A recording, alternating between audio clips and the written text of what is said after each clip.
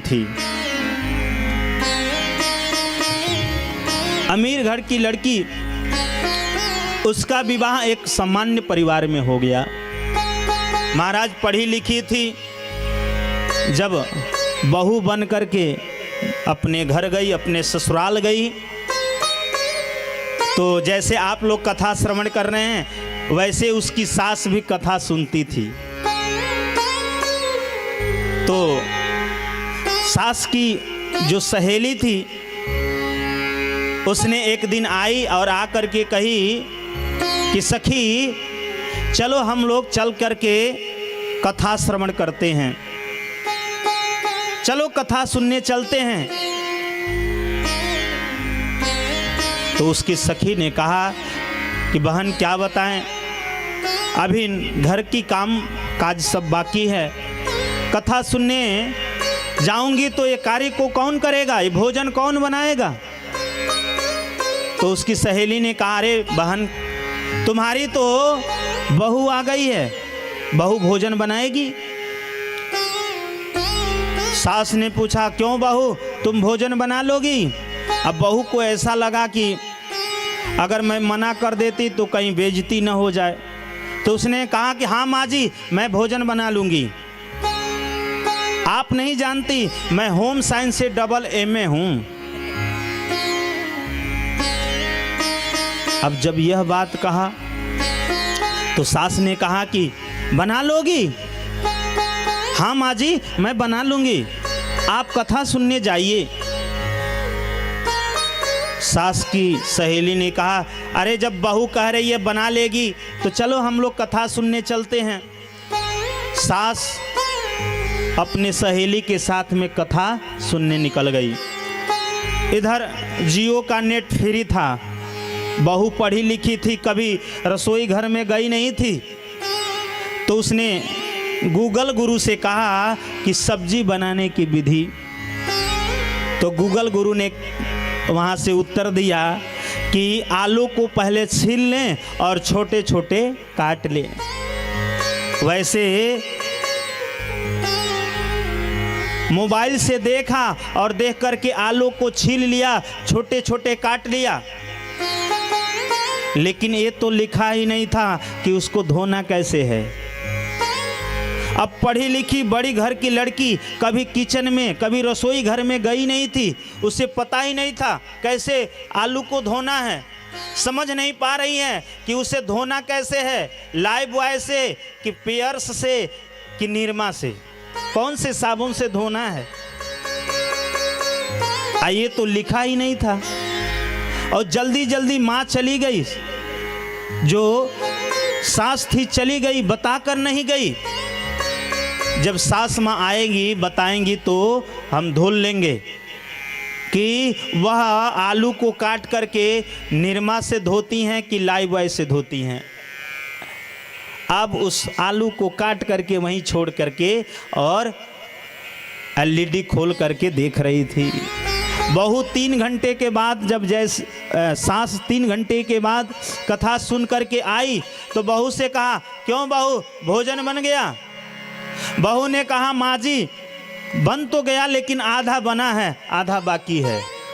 सास को लगा कि चावल दाल सब्जी बनी होगी, रोटी बनानी होगी, चलो हम रोटी बना देती। जैसे रसोई घर में गई तो देखी कि जो कटे हुए आलू थे उसमें पानी भी नहीं डाली थी, तो वो सूख करके काले पड़ गए थे।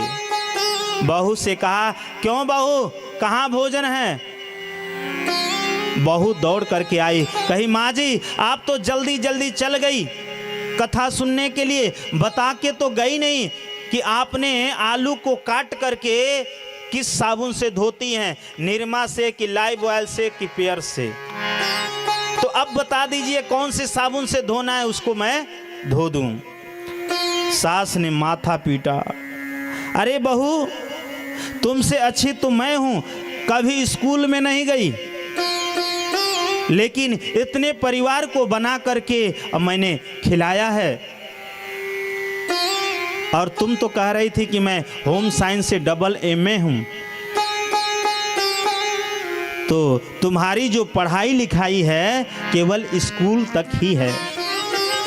कहने का भाव ये है कि लड़कियों को खूब पढ़ाइए, खूब आगे बढ़ाइए, लेकिन साथ साथ अपने संस्कृति के बारे में, अपने संस्कार के बारे में जरूर बताइए।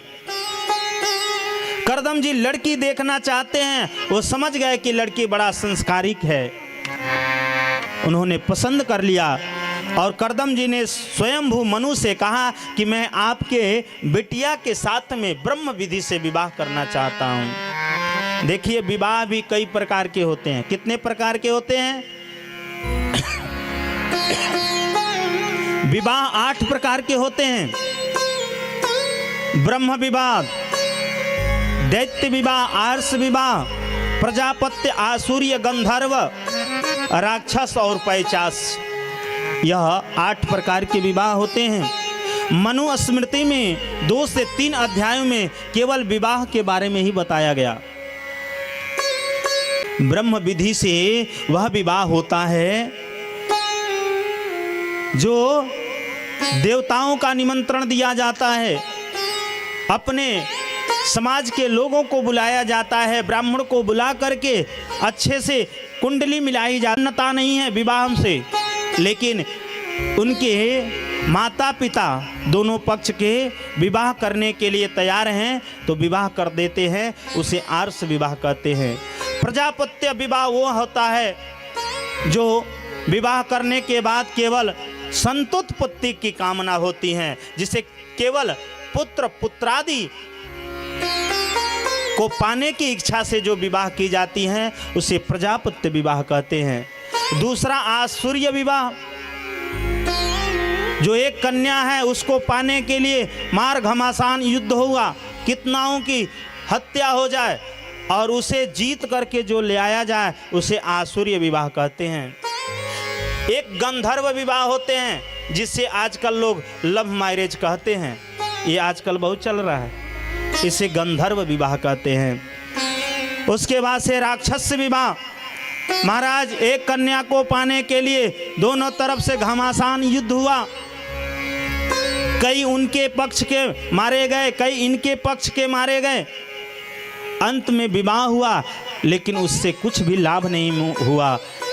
यह राक्षस विधि से विवाह है। और पैचास्य विधि वह है कि जहाँ कन्या मिली वहीं मंगल किए, वह पैचास्य विवाह है। ये 8 प्रकार के विवाहों का वर्णन किया। करदम जी ने कहा कि मैं आपकी पुत्री के साथ में ब्रह्म विधि से विवाह करना चाहता हूँ। उन्होंने ब्रह्म विधि से देहूति के साथ में पानी ग्रहण किया। स्वयंभू मनु शतरूपा अपने राज्य को चले गए। यहाँ देवहूति करदम जी के पास निवास करती हैं। देवहूति के साथ में विवाह करके करदम जी की समाधि लग गई।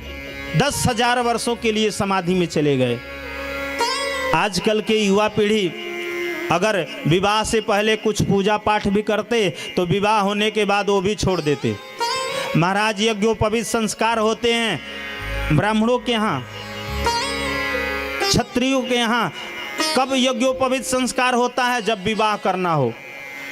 और विवाह में यज्ञोपवीत पहन के गए, विवाह करके आए, शरीर से यज्ञोपवीत निकाल करके खूंटी में टांग देते, बस उनका काम खत्म, विवाह तक यज्ञोपवित्र रहा। विवाह हुआ करदम जी का, करदम जी समाधि में चले गए, लेकिन देवहूति वहीं बैठी रही।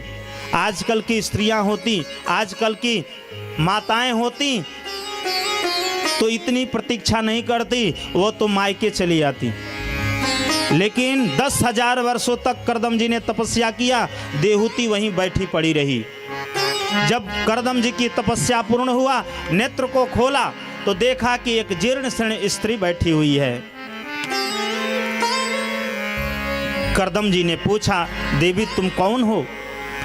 देवहूति ने कहा, मैं आपकी विवाहिता पत्नी हूं, आप विवाह करके मुझे भूल गए। करदम जी के आंख से आंसू आ गए।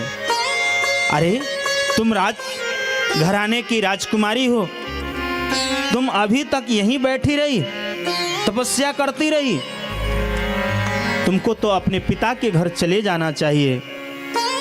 देवहूति ने बहुत सुंदर बात कहा, जिस स्त्री का विवाह हो जाए उस स्त्री का पति का ही घर उसका सब कुछ है। जब तक विवाह नहीं हुआ है तब तक वह अपने घर में निवास कर रही है, कोई बात नहीं, लेकिन विवाह होने के बाद उसका जो मुख्य घर है वह पति का घर है।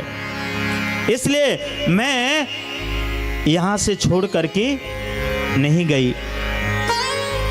करदम जी ने कहा, तुम्हारी इस निष्ठा को देखकर मैं बहुत प्रसन्न हूं, तुम क्या चाहती हो मुझसे? देवहूति ने कहा, एक विवाहिता स्त्री को क्या चाहिए? मैं मातृ तत्व को प्राप्त होना चाहती हूँ, मैं माँ बनना चाहती हूँ। करदम जी ने कहा, देवी तुम्हारे इस शरीर को देख करके मुझे ऐसा नहीं दिख रहा है, नहीं लग रहा है कि तुम माँ बन सकती हो, लेकिन तुम्हारी तपस्या, तुम्हारी निष्ठा से मैं बहुत प्रसन्न हूँ। मैं तुम्हारे इस इच्छाओं को पूर्ण करूँगा।